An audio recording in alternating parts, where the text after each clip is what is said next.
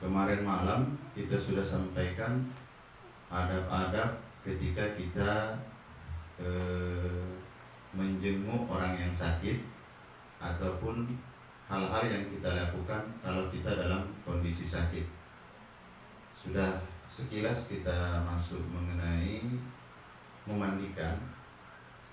Pada kesempatan kali ini kita akan fokus materinya mengenai memandikan. Ini teorinya, tapi dalam prakteknya nanti bapak-bapak, ibu-ibu itu dibagi dua tim. Satu tim untuk memandikan, yang satu lagi sudah juga bersiap-siap menyiapkan kain kapang gitu. Nah, tapi karena kita dalam tahapan teori, kami sampaikan hal-hal yang mendasar mengenai memandikan. Nah, memandikan ini berarti termasuk fardu kifayah. Satu orang saja pun yang melaksanakan kewajiban ini, maka gugurlah kewajiban satu desa ataupun satu kampung. Nah, selanjutnya di sini kita sama-sama baca di makalah yang kita buat. Apabila sudah melaksanakannya, kewajibannya gugur. Nah, itu ada hadisnya. HR di situ hadis riwayat Imam Muslim. Nah, jenazah yang wajib dimandikan, tidak semua jenazah wajib dimandikan. Yang pertama yaitu kalau jenazahnya itu muslim atau muslimah, ada tubuhnya, masih ada anggota organ tubuhnya, mana yang dapat itulah. Kalau misalnya kejadian kasuistiknya tenggelam kapal, tiba-tiba yang dapat kakinya, nah itu aja kita laksanakan.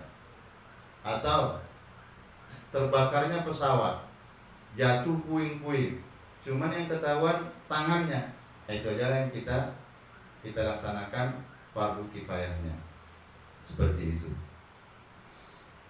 Selanjutnya, tidak tergolong dalam kategori syahid. Syahid di sini orang yang ikut di medan juang. Ini tidak tergolong, ini tidak perlu lagi dimandikan. Yang terakhir yaitu bayi yang meninggal akibat keguguran.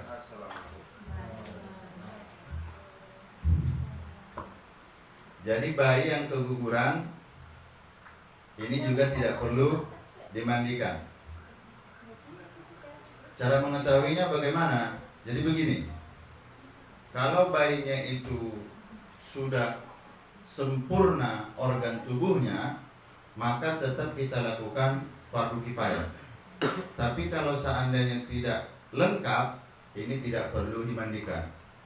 Berdasarkan pengalaman, kalau dia ya sudah sampai 6 bulan, itu biasanya sudah normal. Tapi kurang dari 4 bulan, itu masih ada bahasanya seperti gumpalan-gumpalan saja. Nah, ini tidak perlu dimandikan. Nah, ini kita sudah sampaikan juga, ada jenazah orang yang syahid, tidak perlu dimandikan. Syarat memandikan, kita ini sudah termasuk enggak dalam kategori syarat-syaratnya? Kira-kira masuk enggak, Pak? Nah, di situ yang pertama muslim, berakal, baligh, jujur dan saleh, soleh atau soleha, terpercaya dan amanah. Maksudnya sama seperti yang kita sampaikan kemarin, orang yang memandikan ini harus orang yang amanah. Kenapa? Kalau tidak, nanti lain ceritanya keluar. Mayit yang paling busuk yaitu bangkai manusia. Jadi nanti waktu teknis pelaksanaannya, di sini mungkin selama saya di sini Pak De belum pernah lagi kita mandikan mayit pakai apa namanya? Bukhor, kemenyan. Belum ada ya? Paling penting pakai kopi. Pakai kopi ya. Menurut Bapak Ibu, kopi itu yang kecelakaan. boleh enggak kita mandikan mayit kita pakai kemenyan? Kayaknya enggak ya? Kayaknya enggak. Boleh. Jadi di Jazirah Arab itu orang kalau buka ruko itu pakai bukhor, dikasih kemenyan. Tapi jangan terbayang sama abang-abang, orang-orang tua kami, adik kami, seperti kemenyan kita sini baunya. Kemenyan Arab. Variasi dia, mulai dari warna hitam, putih gitu. Jadi kemenyan itu termasuk wangi-wangian dan disunnahkan kita memakai wangi-wangian. Begitu juga kayak kita memandikan mayit. Jadi besok jangan kaget ya kalau seandainya ada seperti itu. Wah, ini ngusir jin nih, banyak kali jin mayit nih. Jangan. Di beberapa desa, di desa ini tidak. Saya karena termasuk juga ke pelosok itu, kalau mereka baca Yasin masih ditaruh di tengah itu kemenyan. Oh, jangan juga dibilang, oh ini nggak benar nih, apalagi sampai mengklaim ini tidak sunnah gitu. Karena niat mereka itu adalah wangi-wangian seperti itu. Tapi kalau niatnya manggil jin, manggil setan, nah enggak betul lah gitu. Ya, oke, berarti kita termasuk serta mampu menutup aib.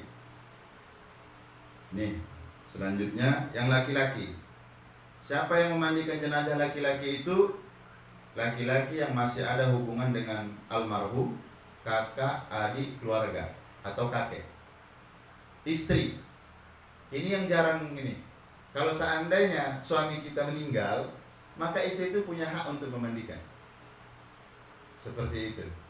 Tapi biasanya kondisi suami ataupun istri psikologinya tidak kuat, paling dia melihat.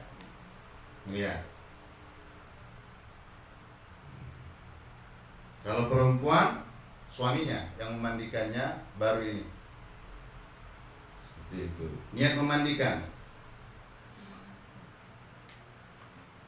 Kayaknya Pak Kadus yang baca ini.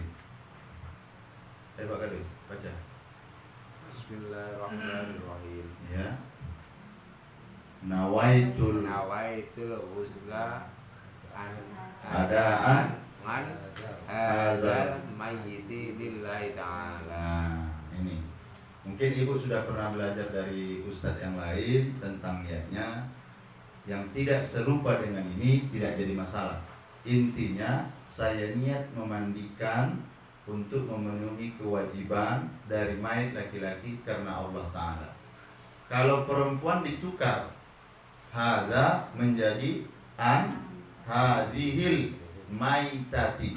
Kalau anak laki-laki ditambah nawaitul ghusla adaan an hadzal maiti tipli. Tipli kalau laki-laki. Kalau wedok an hadhil maitati tiplati. Ada kira-kira yang ragu situ? Pak Ustaz, saya tidak hafal itu. Baca yang ini saja. Mau dia laki-laki, dewasa, mau anak-anak, sama saja. Tapi jangan gara-gara tidak hafal tipli tak jadi memandikan. Tidak sah, tidak. Jadi gini aja, pada prinsipnya gini loh.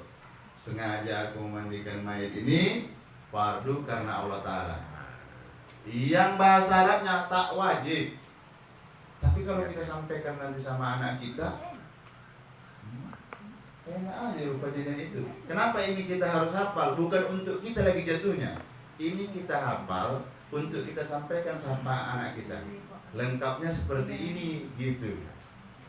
Nah, tapi kalau misalnya nggak hafal, cukup di dalam hati. Ini yang penting, Bu. Memandikan itu gimana sih secara teorinya? Teorinya yang pertama, yakin minimal memandikan jenazah sudah memenuhi makna mandi dan cukup untuk memenuhi kewajiban terhadap jenazah. Jadi maksudnya begini, memandikan mayat itu tidak perlu banyak air. Kalau memang dianggap mayatnya ini bersih, mana tahu ada di desa kita ini rumah yang punya kolam, dia punya kolam renang sendiri, ya udah masukkan air, mayatnya bawa aja gitu. Sudah cukup. Ini teori. Kalau memang ini dianggap cukup dengan 1 kali basuhan, itu sudah memadai. Ini hanya sekedar teori. Tapi kalau prakteknya kita buat di sini, wah, orang genah-genah itu Ustaz ini. Apalagi misalnya dia yang biasa nyuci kereta kan, nah gitu. Nah, enggak boleh. Enggak punya sopan santun. Nah, yang kedua ini, cara yang bisa kita lakukan ini, memandikan jenazah secara sempurna sesuai dengan sunnah. Nah, minimal dengan mengguyur sebanyak 3 kali. Teknisnya, nih, mayat diletakkan di tempat yang sepi, di atas tempat yang tinggi seperti papan kayu atau yang lainnya, dan menutup aurat. Biasanya kita sudah pakai keranda. Yang kedua, orang yang memandikan memposisikan jenazah duduk sedikit miring ke belakang dengan ditopang tangan kanan. Ini kita praktekkan. Membasuh kepala dan muka si mayit menggunakan sabun atau yang lainnya, membasuh seluruh sisi tubuh. Ini bisa sama-sama kita pelajari. Siapa yang bisa? Toha tadi mana? Toha lari. sama Adis itu, Iyalah. biar langsung paham. Nah, nggak pakai celana, makanya tadi Pak Ustadz pakai celana ini. Nah, Toha situ. Nah, tapi Toha arah ke Ustadz, duduknya arah ke Ustadz. Sana, agak ke belakang lagi. Sip. Lurus kakinya lurus. Nah, Bang minta izin supaya paham. Nah, Abang nggak di sini, Bang. Minta izin. Tapi Abang posisinya ke perempuan, Abang pakai celana aman.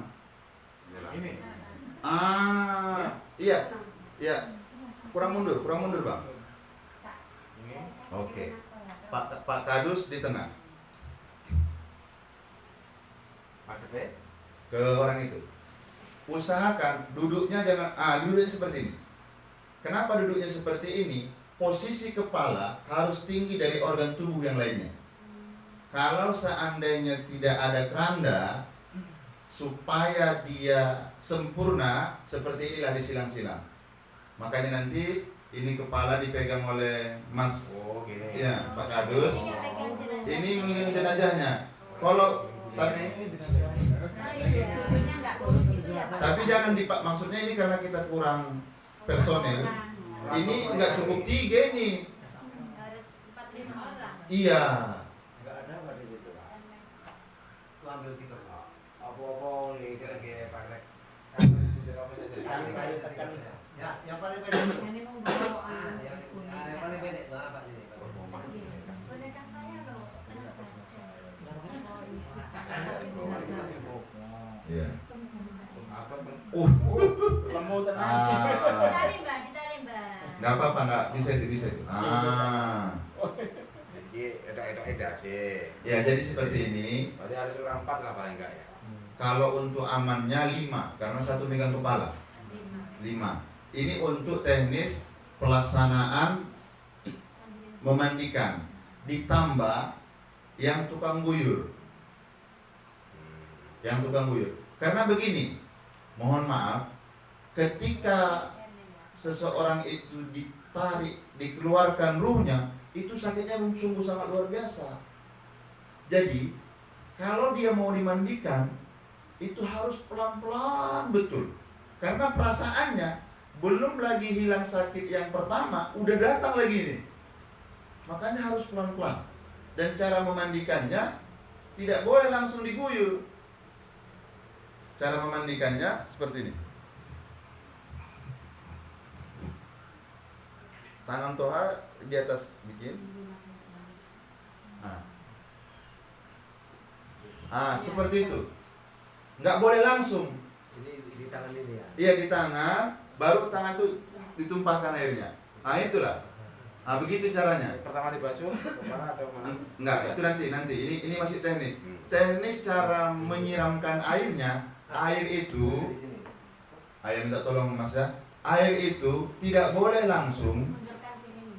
diusahakan air itu tidak boleh langsung menyentuh ke si mayit. Dia lebih sensitif daripada anak kecil. Ini, ibu punya anak umur 1,5 tahun, punya umur anak 2 tahun, coba dimandikan. Kalau langsung diguyur gimana? Lakukan. Kelegepan. Nah, kalau kami apa? Kelegepan. Ah, Oh, berarti harus ada kena dulu kan? ya artinya air yang dari tangan itu menetes ke bawah tidak jadi masalah. Kalau langsung kurang sopan. Tapi kalau pelajur materi yang pertama tadi, mana tahu jahat betul almarhum nih. Wah, enggak mau dia pakai selang, masukkannya ke hidungannya. Ini dulu hidung itu. Ini aja. Ini teori ya Pak ya. Lanjut dengan pertanyaan Pak Kadus. Tapi gini, kalau misalnya kita ini nggak bisa. Kalau tampak sehebat apapun nanti Toha, kalau teorinya seperti ini, ketika praktek nggak berani. Caranya gimana? Kita harus terjun langsung. Ya. Nanti diusahakan hari Minggu kita bagi tim. Ada tim khusus untuk mengapani, ada tim khusus untuk mandi. Ya, nanti jatuhnya praktek. Kalau enggak, kalau kita belajar seperti ini, apalagi dunia zaman now, lihat aja YouTube selesai itu. Tapi waktu pas prakteknya, loh, kepiye, mayat tuh lama kali penuaan yang memandikan aku gitu. Canda sih. Udah bisa ya. Pertanyaan Pak Kadus, apa dulu yang harus didahulukan? Ini mohon maaf. Saya sampaikan dulu hukumnya Pak. Ini saya anggap sudah dewasa semua, udah menikah dua semuanya. Belum, Mbak. Karena saya anggap Bu, misalnya malamnya itu, ini kejadian ini. Kejadian nanya sama Pak Ustadz, malamnya itu mereka melakukan hubungan badan. Besoknya suaminya meninggal. Dibilang lagi Pak Ustadz apa? Tolong ya Pak Ustadz dimandikan dengan niat mandi junub katanya. Enggak perlu lagi. Mandi ini sudah sekaligus menghilangkan seluruhnya. Jadi tata caranya yang pertama yaitu dibuang dulu bang najis-najisnya. Caranya bagaimana? Nih, Toha, tangan kiri di bawah. Ini udah pakai apa ya? Pakai kain atau sarung tangan. Terus tangan kanan ditekan dari perut. Otaknya kiri. Iya, biasa kata. ya.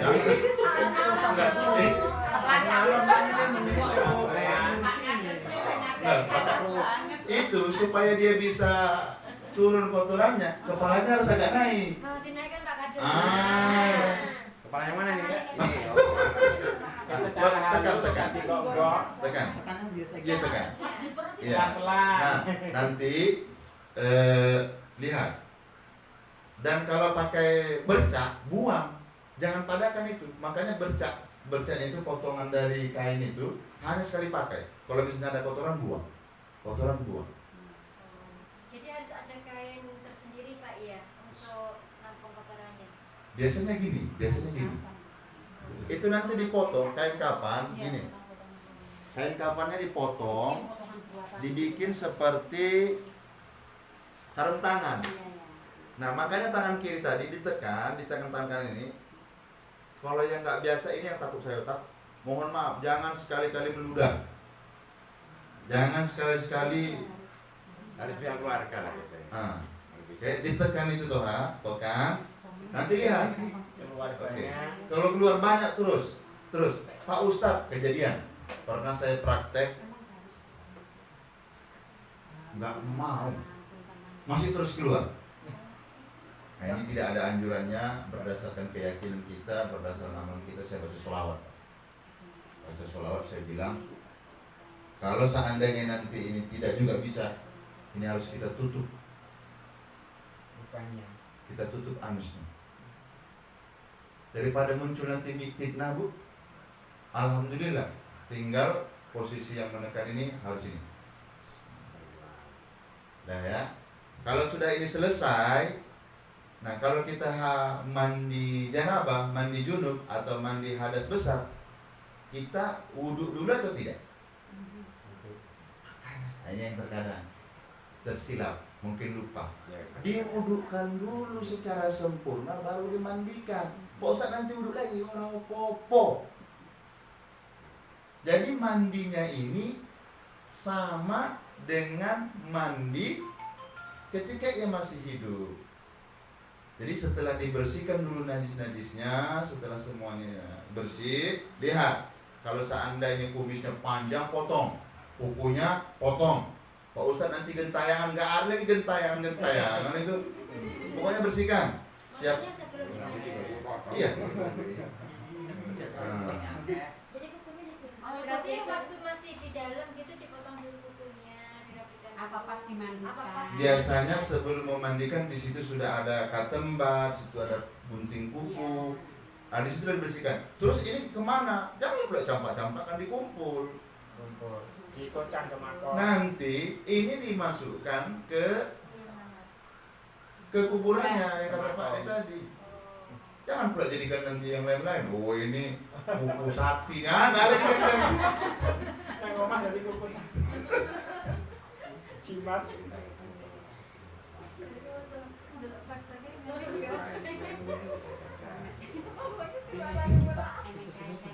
Jadi begini. Ini supaya tidak muncul fitnah, ya, Bude ya. Kalau misalnya supaya tidak muncul fitnah, kalau memang dia sudah sakitnya kronis, ini ahli waris harus betul-betul peka. Kalau misalnya kukunya agak panjang, ambil di hari yang sunnah, hari Jumat. Mulainya dari mana? Dari telunjuk. Sambil sini, terakhir sini. Oh Pak Ustaz, kami tidak seperti itu. Enggak apa-apa, potong aja lah. Nah, tapi jangan pakai kampak Pak. Ya, sudah. Nah, kalau ini nanti sudah seperti ini, semua bersih, diwudhukan. Nih, Mas minta tolong 1, 2, 3, 4 aqua. Biar aja dia. Sini. Di ini. Nah, situ 1, 2, 3, 4. Nih. Air yang pertama, air yang steril. Air yang belum bercampur dengan sesuatu. Air yang kedua, karena di masa Rasulullah itu belum ada sabun atau sampo, Rasul dan para sahabatnya membuat dengan air bidara, daun bidara. Di sini sudah banyak. Terus baru air jeruk nipis di beberapa daerah. Baru yang terakhir air kapur barus. Ya, kira-kira terus Pak Ustadz, kami pakai air, nggak pakai air bidara, boleh. Pakai sabun batang, boleh. Tinggal lagi nanti sabun batangnya, kalau dia sabunnya sabun batang, nanti sebelum mandi diiris-iris dulu. Tapi sekarang kan kita sudah simple. Pakai sabun cair lebih efektif daripada sabun batangan. Oke, yuk. Sekarang udah wudhu dulu, mewudhukan. Sekarang kita mewudhukan. Toha, ada bacaan mewudhukan situ Toha. Nah, baca Toha. Tuh, nawaitul.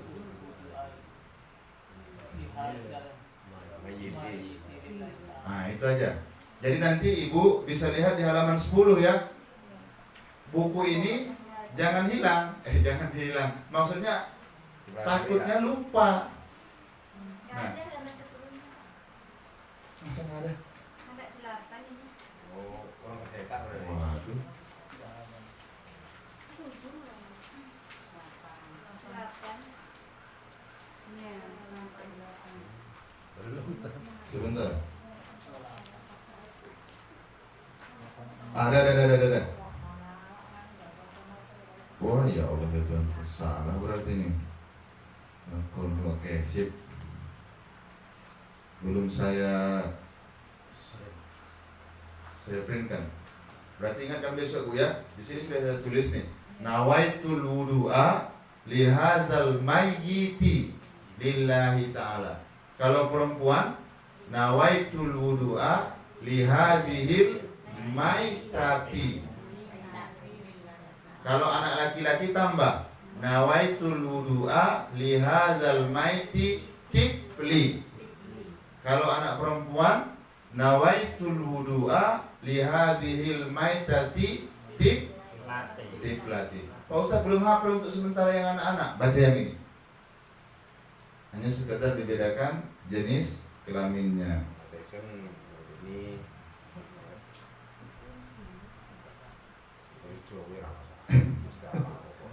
Apa itu Bang? Enggak apa. kira apa? Nanti semua di mayat wedok. Jadi gini. Nek bojomu ora apa-apa, Mas. Terus ketika misalnya pertama tadi air biasa, air sabun ini disinilah menggosok-gosok. Oke. Air jeruk ini tidak sebanyak air sabun. Ini biasanya bagi orang-orang yang ikut tarikat, baik itu Samaniyah, Kholwatiriyah, Sijiliyah atau Naksabandi. Karena jeruk ini simbol untuk menghilangkan bau-bau tak enak. Seperti itu. Tapi kalau tak ada air jeruk, tak jadi masalah. Tak ada air sabun, tak jadi masalah. Asalkan bersih saja mayat itu patokan.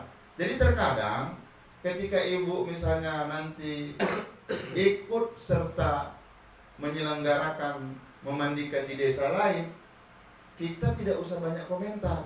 Kenapa? Karena setiap desa dengan desa yang lain beraneka ragam tata cara pelaksanaannya. Intinya, ingat, menghilangkan seluruh kotoran dari si mayat, itu intinya. Kalau mengenai ini, terus kapur barus ini gunanya apa? Kapur barus ini gunanya untuk bau. Dan ini agak sedikit dia menahan supaya agak lama tubuh ini membusuk. Itu gunanya. Nah, mumpung lagi juga masih ingat, mana tahu besok saudara kita meninggal. Oh, rupanya dia ada wasiat. Besok kalau aku meninggal, bawa mayatnya ke kampung. Sebaiknya dimandikan dulu atau tidak? Hah? Sebaiknya dimandikan. Ini jangan apa ya? Ibu harus ngotot. Loh, kenapa begitu Pak Ustadz? Kalau seandainya mayatnya itu sudah dimandikan, kita bantuan terakhir hanya itu yang bisa lagi. Kalau sudah dibawa ke sana, Pak Ustadz, nanti sampai di sana keluar kotorannya.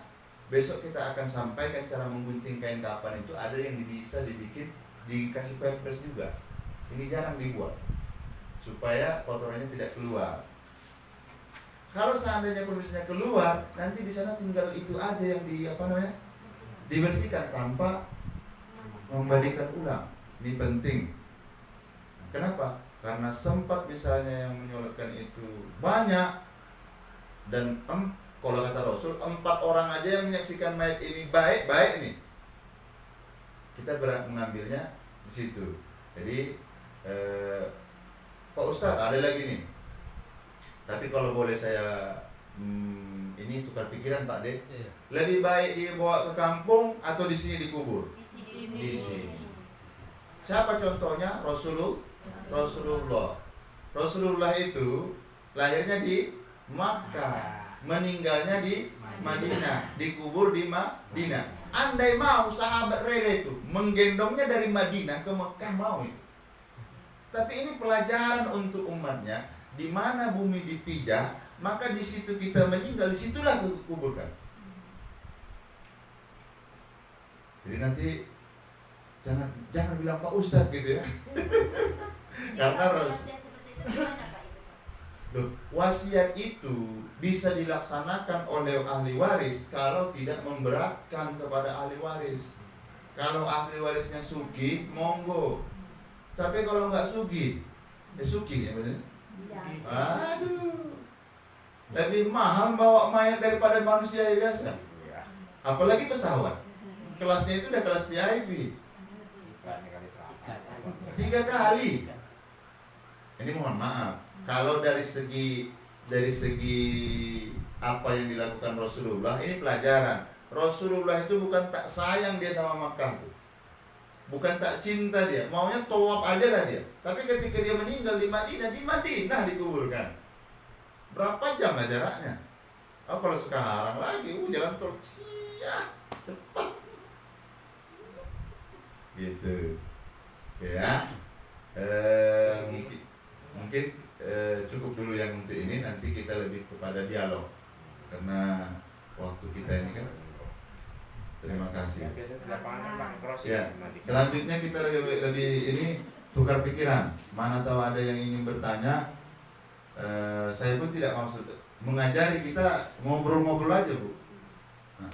Apa yang ragu, apa yang ini, kami persilakan. Saya tanya Pak. Iya. Kalau kami kan apa Pak? Ini apa bahasanya? Rambut apa? Sanggul. Rekmo. Lak Jawa. Rambut. Rambut. Rambut. Ya, rambut. Rambut saya itu kan banyak. Jadi setiap apa itu dikumpul itu nanti macam mana? Diapakan? Kayak gini, masih putih. Pas halangan Beliau gitu kan kan Bu. rambutnya Dia kan tak halangan Iya. pokoknya setiap disisir kan Rontok. tak kumpul. Iya. kan rontok dikumpulkan. Iya. Seandainya yang Beliau meninggal. rambut dikumpul itu beliau meninggal, itu rambutnya gimana? Diapakan? Oh, itu nggak perlu nunggu harus meninggal. Sekarang pun langsung dikubur udah boleh. Boleh. Oh. Biar lebih yakin dimandikan dikubur. Terus ada doanya enggak Pak? Nggak ada doa khusus. Baca aja selawat. Oh. Baca Bismillah. Selesai Alhamdulillah. Nah, Harus di pangkal pisang. Iya. Karena dia dingin. nah. Soalnya kan nggak pernah dipotong